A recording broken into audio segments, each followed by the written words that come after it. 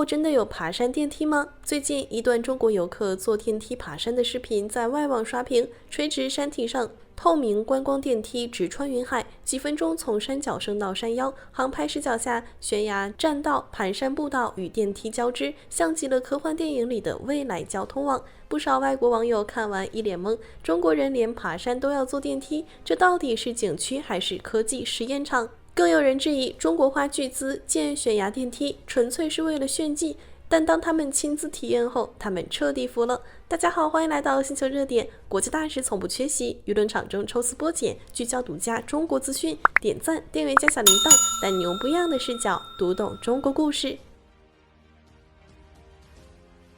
其實，在中國，爬山電梯早已不是新鮮事，其中最出名的當屬張家界的百龍天梯。這座326米高的戶外觀光電梯是吉尼斯認證的世界最高戶外電梯，1分32秒就能將遊客送上山頂，將原本2小時的山路縮短到幾分鐘。而重慶巫山的神女大扶梯更誇張，全長905米，垂直提升242米，相當於80層樓高。20分鐘就能從山腳到山頂，被外媒稱為世界最長戶外扶梯。英國《金融時報》感嘆，即便在基建發達的中國，這個項目也相當了不得。還有湖南莽山、陝西華山、湖北武當山，越來越多景區裝上了登山電梯、雲梯、索道。不過這些設施不是為了取代徒步，而是給遊客多一種選擇。想挑戰自我，可以一步步爬台階、走懸崖棧道；想輕鬆看風景，老人、孩子、腳腿不便的人就能坐電梯直達山頂。這種不強迫所有人吃苦，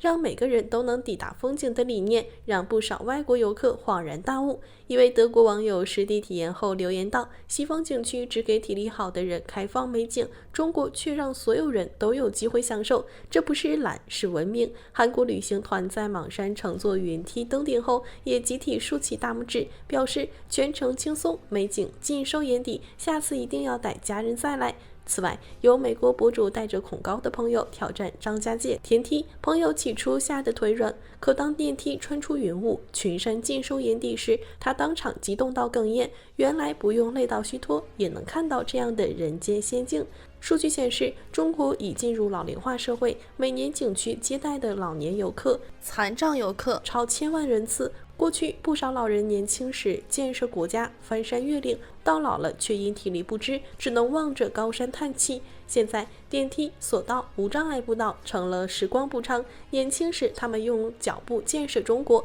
老了就能坐着電梯輕鬆看看今天的山河。湖南張家界投入2000多萬元打造無障礙線路，輪椅遊客也能順暢遊覽核心景點。湖北武當山完善纜車與步道，讓行動不便的遊客也能穿梭山峰間。這些工程從來不是為了炫技，而是讓發展成果惠及每一個人。更讓老外震撼的是，這種把不可能變日常的能力，在中國不止於景區。雲南山區，過去孩子上學要翻山越嶺，1-2小時。如今電梯、索道成了空中校車，10幾分鐘就能到校。貴州深山的懸崖村，從前靠藤梯出行，危險重重。現在鋼梯、公路、橋梁接連建成，天塹變通途。北盤江大橋、花江峽谷大橋讓隔山相望的兩地從繞入半天變成幾分鐘跨越。在老外眼裡，中國基建是奇蹟，但對中國人來說，這只是日常。外國網友起初吐槽中國人太懶，爬山都要坐電梯，可了解背後的故事，紛紛轉變態度。有歐洲網友感慨，歐洲的名山只屬於年輕人，中國卻把風景分給所有人，這才是旅遊的意義。有日本網友直言，我們總結爬山的儀式感，卻忘了讓更多人享受風景，才是真正的進步。還有外國博主專門對比了中外景區，西方名山大多只有徒步路線，體力差的人只能望山興嘆，中國景區卻構建了立體交通網，電梯、索道、棧道、盤山公路並行，滿足不同人群的需求。中國不是取消了爬山，而是讓每個人都能選擇適合自己的方式抵達心中的風景。這樣的評價道出了中國景區的真正高級之處。如今，越來越多外國遊客衝着中國爬山電梯而來，他們帶着質疑出發，坐着電梯上山，最後帶着震撼離開。他們看到的不只是震撼的工程，更是一個國家對普通人的溫柔，不把吃苦當必須，不把體力當門檻，用技術與匠心，讓每一個人都能平等享受自然之美。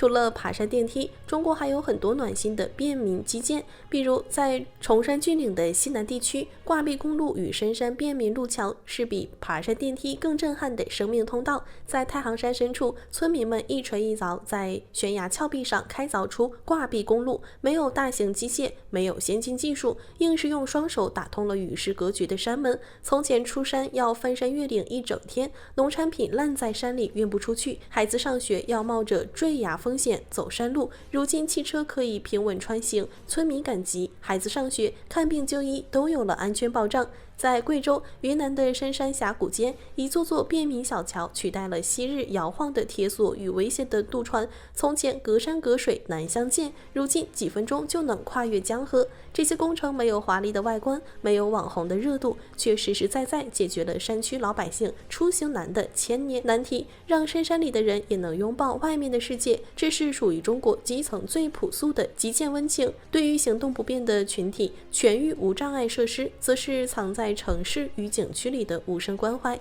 除了景區裡的無障礙步道，中國的城市街頭、地鐵、公交、商場、公園早已構建起完整的無障礙體系，盲道貫穿大街小巷，引導視障人士安全出行。地鐵與公交設有無障礙坡道與愛心專座，方便輪椅使用者與老人順利搭乘。老舊小區改造中加裝的便民扶手、平緩坡道，讓腿腳不便的老人不用再為幾級台階發愁。在很多山岳景區，專門修建的無台階遊覽路線，讓輪椅也能直達山頂觀景台，讓殘障人士不再只能仰望高山，而是能親身觸摸雲海，俯瞰群山。這種不設門檻、不分人群的便利，讓每一個人都能平等地享受公共資源，正是文明社會最真實的體現。在無數老舊小區改造工程，讓居民的生活舊貌換新顏。很多建成幾十年的小區，曾經路面坑窪、管線老化，沒有休閒空間，樓頂漏水，樓下積水，老人下樓難，停車難，健身難。而如今，全國數百萬個老舊小區迎來改造，路面重新硬化平整，加裝路燈與監控，規劃停車位與充電樁，修建口袋公園與健身廣場，增設休閒座椅與便民驛站，更換老化的水電管線，解決漏水、停水、斷電的困擾。不少小區還加裝了無障礙通道與休息涼亭，讓老年人在家門口就能休閒娛樂，不用再為生活瑣事奔波。這些工程沒有宏大的規模，卻貼近百姓的日常生活，把幸福實實在在送到了居民家門口。在偏遠鄉村，村村通公路與鄉村便民工程，徹底終結了晴天一身土，雨天一身泥的歷史。從前，鄉村小路泥濘難行，村民出行全靠步行，農產品運輸只能靠肩挑背扛，即便豐收也難以變現。隨着村村通、組組通工程全面推進，平整的水泥路修到了每一個村莊，甚至直通農戶家門口。鄉村公交穿梭在山水之間，村民不用再步行數公里趕集，老人看病、孩子上學都有了便捷交通。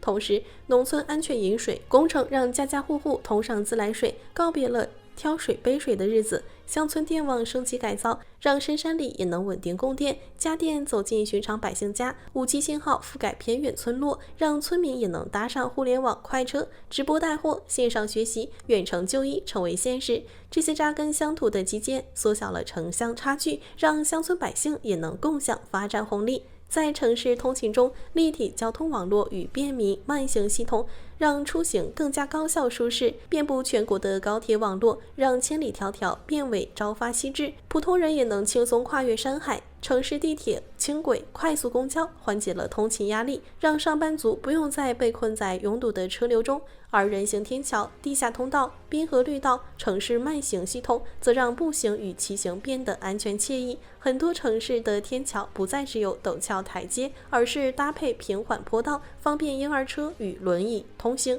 濱河綠道綠樹成蔭，成為市民休閒鍛鍊的好去處。這些工程兼顧效率與溫暖，讓城市出行既有速度又有溫情。還有那些深入懸崖村寨的便民鋼梯與索道，更是改寫了貧困山村的命運。曾經的懸崖村，村民依靠藤梯攀爬懸崖，出行危險重重，孩子上學更是讓人心驚膽戰。如今，堅固的鋼梯取代了藤梯，公路與索道直通村寨，不僅保障了出行安全，還帶動了鄉村旅遊，讓村民在家門口就能增收致富。這些工程不為炫耀技術，只為守護生命，為深山裡的人們鋪就通往幸福的道路。從爬山電梯到深山路橋，從無障礙設施到老舊小區改造，小編覺得中國的基建從來不是為了打造驚天動地的奇蹟，而是為了讓每一個普通人都能生活得更舒心、更安心、更有尊嚴。好了，今天的內容到這裡就結束了。如果你喜歡小編的影片，還請大家多多點讚轉發，讓更多的人一起見證中國進步。關注我的頻道，這樣既能回顧往期視頻，又不會錯過之後的精彩內容。那我們下期節目不見不散。